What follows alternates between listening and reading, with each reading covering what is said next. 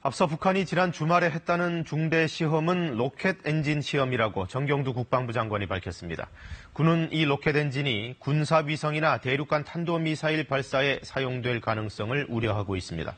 북측은 다음 순서로 또 중대 결정이 있을 거라고 예고해둔 상태입니다. 윤보미 기자입니다. 북한이 지난 7일 서해 위성발사장에서 진행한 중대한 시험.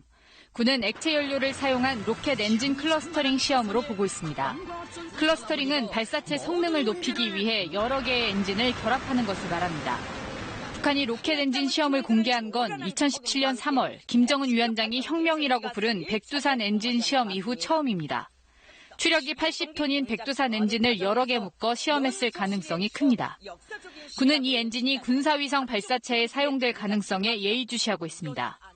군 관계자는 북한이 이미 이와 관련해 위성용 고성능 카메라와 지상 제어 기술을 확보했을 가능성이 있다고 설명했습니다. 4개가 되면은 대형 위성을 저궤도에 올릴 수 있습니다. 그것은 1톤 이상 되는 것이죠. 그래서 6개가 되면은 거기다 2단을 얹으면은 36,000km에 올라가는 정지궤도 위성도 올릴 수가 있습니다. 군은 대륙간 탄도미사일 ICBM의 엔진이 사용될 가능성도 배제하지 않고 있습니다. 로켓 엔진은 위성과 ICBM 발사의 핵심 기술로 탄두를 싣느냐 위성을 싣느냐만 다를 뿐입니다. 정경두 국방장관은 북한의 중대한 시험에 대해 엔진 시험이라고 규정하고 깊은 우려를 표명했습니다. 그러면서 북한의 군사적 긴장고조 행위를 즉각 중단하라고 강력히 촉구했습니다.